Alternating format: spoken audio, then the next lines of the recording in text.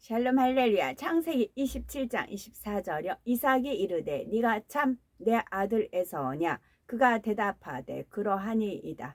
이삭이 이르되 내게로 가져오라. 내 아들이 사냥한 고기를 먹고 내 마음껏 네게 축복하리이다.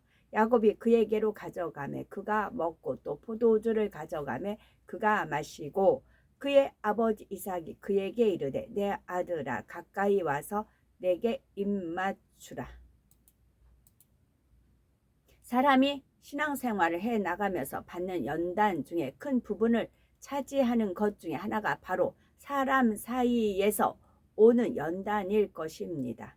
오히려 예전에 세상에 살아갈 때 같았으면 그냥 보기 싫고 만나기 싫은 사람은 안 보면 되고, 아니면 한바탕 큰 소리 나게 싸워서라도 서로 간에 쌓인 감정을 풀었을 텐데, 신앙 안에서 사람 사이에 걸림이 되면 세상 사람들처럼 할 수도 없기에 의외로 서로 간에 불편한 관계가 오래 가면서 이로 인해 마음의 연단을 받게 되는 것을 봅니다.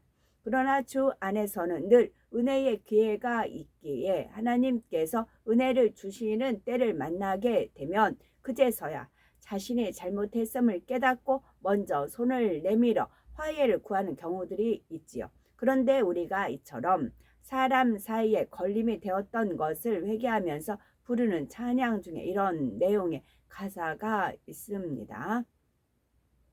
내가 먼저 손 내밀지 못하고, 내가 먼저 용서하지 못하고, 내가 먼저 웃음 주지 못하고 이렇게 머뭇거리고 있네. 그가 먼저 손 내밀길 원했고, 그가 먼저 용서하길 원했고, 그가 먼저 웃음 주길 원했네. 나는 어찌된 사람인가. 그런데 이러한 찬양이 배경이 되었던 은혜로운 이야기가 있다고 합니다. 어떤 전도사님이 목회를 하던 중에 집사님 한 분과 걸리는 일이 생겼답니다. 그러니 당연히 마음 안에 성령께서는 탄식하실 수밖에 없으셨고, 그로 인해 전도사님은 너무나 마음이 공고한 시간을 보내게 되었지요. 그러던 어느 날 집사님이 먼저 전도사님을 찾아온 것입니다. 그리고는 자신이 잘못했다고 하면서 회개를 하더라는 것이지요. 집사님이 돌아가시고 난 후 전도사님은 통해 자복을 하게 되었다고 합니다. 자신이 주의 종이면서도 먼저 화평을 쫓지 못했고, 집사님보다는 더 못했던 자신의 지난 모습을 깨우치며 고백한 내용이 바로 이 찬양의 가사 안에 담겨 있지요. 자신이 먼저 손 내밀지 못했고 먼저 섬기지 못했던 지난날의 모습을 회개하는 마음이 가사 전체에 절절히 담겨 있습니다. 여기서 중요한 것은 회개하는 단계에 머물고 마는 것이 아니라 회개하고 돌이켜 변화된 모습으로 나와져야 한다는 사실입니다. 이 찬양의 마지막 절 가사는 이렇게 나온답니다. 내가 먼저 손 내밀게 되었고, 내가 먼저 용서하게 되었고, 내가 먼저 웃음 주게 되었네. 주님의 귀한 그 사랑으로 내가 먼저 섬겨주게 되었고, 내가 먼저 이해하게 되었고, 내가 먼저 높여주게 되었네. 주님의 귀한 그 사랑으로.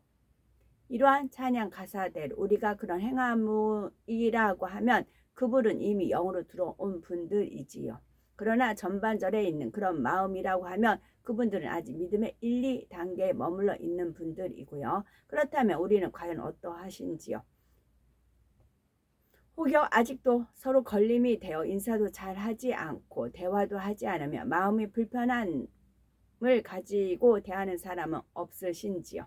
우리는 말씀을 들으면서 내 자신의 말씀으로 깨달아지는 분은 바로 하나님께서 우리에게 주시는 은혜의 기회이니, 이제는 우리를 위해 화목제가 되어주신 주님의 귀한 사랑을 가지고 먼저 손 내밀고 용서하고 웃어주며 섬겨주고 이해하고 높여주기를 바랍니다. 그래서 마태복음 5장 9절 화평케 하는 자는 복이 있나니 저희가 하나님의 아들이라 일컬음을 받을 것이며 말씀한 대로 정녕 복 있는 사람으로 나와지셔야 되겠습니다. 에서와 야곱에게도 이런 화평의 마음이 있었다면, 그래서 먼저 손을 내밀 수 있고 먼저 상대를 섬겨주며 용서할 수 있었다면 형제끼리 원수가 되는 상황까지는 가지 않았을 것입니다. 선을 쫓았을 때 하나님께서도, 근데 여기서 이제 저는 이제 걸리게 되는 거죠. 아까도 제가 뭐 안 좋은 쪽으로 막 말씀을 드렸어요. 근데 지금은 이제 헷갈리지 않아요. 전에는 이게 굉장히 쉽지가 않았어요. 이 말씀에 저는. 예전에 이렇게 말씀대로 준행해서 이제 영으로 해서 하나님 만나 주셨는데, 그러면 불의를 기뻐하지 아니하시며 이제 그 말씀을 대입을 해주세요. 저 같은 경우는 하나님 심부름이에요. 사신이에요. 하나님의 이제 심부름꾼이에요. 그래서 하나님이 명한 거를 저는 이제 준행을 해야 되는 것이지요. 선과 악, 심판, 죄의 심판에 대해서 이제 책망하는 그 이제 심부름꾼이에요, 저는. 그러나 이삭은 이미 자기 좋을 대로 정한 마음이 있었고 그 마음을 쫓아 행하려 하였기에 육의 눈만이 아니라 정확한 분별을 할 수 있는 영의 눈까지도 어두워져 있었지요. 그래서 리브가와 야곱의 강교한 꾀에 넘어갈 수밖에 없었던 것이고, 결국 에서로 가장하여 그의 앞에 나온 야곱에게 에서에게 빌어주려 했던 축복을 빌어주지요. 만약 이삭이 선한 마음에서 두 아들을 모두 불러 각각에게 장자의 축복과 차자의 축복을 빌어주려 했다면 이처럼 쏘골 리도 없었을 것이고, 자기 마음에 원하던 대로 에서에게 장자의 축복을 빌어줄 수도 있었을 것입니다.